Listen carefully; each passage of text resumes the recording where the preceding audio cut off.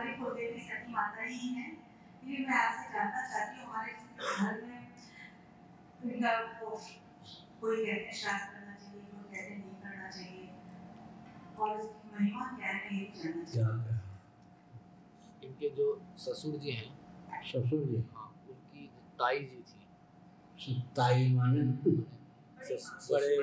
बड़ी माँ। बड़ी माँ। हम तो बचपन के बाबा संबंध आदि का ज्यादा ज्ञान है। फिर तो वो सती हुई थी। सती हो गई थी। तो बहुतों का मत है कि सती होने के बाद में उनका श्राद्ध होना चाहिए, बहुतों का है कि नहीं होना चाहिए। हाँ ठीक है, अच्छा प्रश्न करता हूँ। प्रश्न आपने क्या उत्तर सुना?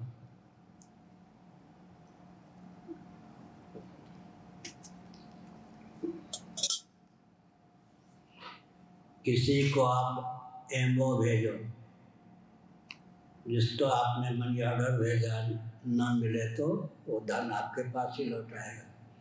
कदाचित कोई सचमुच में अरबों व्यक्ति में किसी किसी को कैवल्य मोक्ष की प्राप्ति होती है।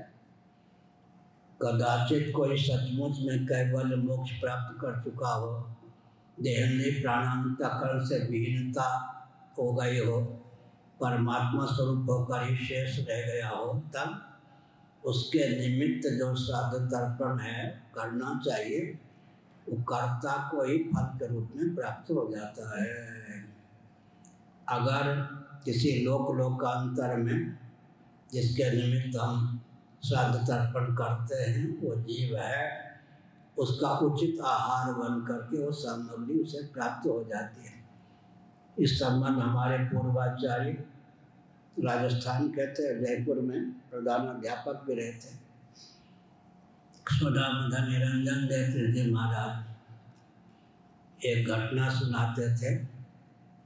एक व्यक्ति रिश्तेदारी में जा रहे थे और उसी व्यक्ति को पता चला, वो ब्राह्मण थे, कि पंडित जी अपने रिश्तेदारी में जा रहे हैं, जिस गांव में जा रहे हैं, उसने व्यक्ति ने सोचा मेरे बेटे या पोते का संबंध वही है, मैंने वहाँ ननिहाल है।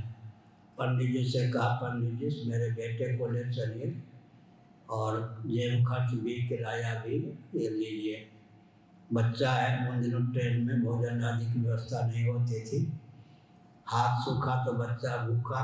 जहाँ ट्रेन रुके प्लेटफॉर्म पर 5-10 मिनट उतर के बच्चा जो मांगे खरीद को दे दीजिएगा, आप अपनी ओर से धन मत खर्च कीजिएगा। ट्रेन चली, थोड़ी देर बाद बच्चा ने कहा भूख लगी है, भूख लगी है। पीठ थपथपाया, बेटा शांत रहो, आगे चल के स्टेशन पे ट्रेन रुकेगी, जो कहोगे सामग्री खरीद के दे दूंगा। बच्चा को थपथपाया, बच्चे को नींद आ गई, आगे स्टेशन आ गया। चलो चलो, यहाँ 10 मिनट ट्रेन रुकती है, उतर करके प्लेटफॉर्म पर जो सामग्री को खरीद के दे दो। नहीं, अब मुझे भूख नहीं है। अरे पहले तो रो रहे थे, मेरे बेटों ने मेरे निमित्त श्राद्ध किया, मेरा पेट भर गया है, मुझे कुछ नहीं चाहिए। बड़ा आश्चर्य हुआ।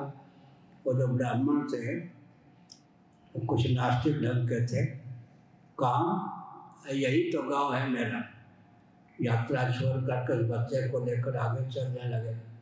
घर के बाहर जैसे ब्राह्मण भोजन आदि करते हैं, भोजन करने पत्तल कुल्हड़ आदि घर के बाहर फेंक दिए जाते हैं। देखिए नहीं, ये पत्तल कुल्हड़ है, मेरे बेटों ने मेरे निमित्त आज श्राद्ध किया, उससे मुझे तृप्ति हो गई है। जाके कहा, लोगों ने सोचा अतिथि आए हैं ब्राह्मण, कहिए देवता कहाँ से आगमन हुआ, क्या सेवा करें, ऐसी घटना है। उन लोगों ने कहा अच्छा, और बच्चे से कहा, बच्चे ने कहा ये मेरी पूर्व जन्म की पत्नी है, ये मेरा बेटा, ये मेरा पोता। सबको आश्चर्य हुआ। उन घर वालों ने परीक्षा ली। वो व्यक्ति पूर्व जन्म में वैश्य कुल का था। आपने जो सामग्री जहाँ लिखी रजिस्टर, वो सामग्री वहाँ मिल गई, लेकिन एक रत्न जिसके बारे में आपने लिखा मुख अलमारी में है, वो अलमारी में नहीं मिली। अगर उसको आप बता दें तो समझो कि आप मेरे सचमुच में पूर्व जन्म के पितामह हैं। अलमारी, चलो अलमारी के पीछे तक है कि हाथ बढ़ा कर फिर ला के दे दिए। तो इतनी भूल आपसे कैसे हुई? अलमारी में सामान लिखा, लेकिन वो तो बेशकीमती बहुत मूल्यवान ये है ना रत्न। इसको मैं देख रहा था, एक अजनबी व्यक्ति बाहर का आ रहा था, कहीं रात में कुछ गड़बड़ न करवा दे। चुपके से मैंने अलमारी के पीछे तकिए पे डाल दिया, बीमार पड़ गया, मर गया। यह है तो हमने संकेत किया कि पेट भी भर जाता है, तृप्ति हो जाती है। इसलिए श्राद्ध तर्पण आदि करने पर जिस योनि में, जिस शरीर में जो व्यक्ति होता है, उस सामग्री एक्सचेंज पद्धति के अनुसार उसका आहार बन के पहुँच जाती है। कदाचित तो सचमुच में कैवल मोक्ष प्राप्त कर चुका है, उसके निमित्त अगर श्राद्ध तर्पण किया जाता है तो कर्ता को ही उसकी तृप्ति प्राप्त होती है। हर हर महादेव।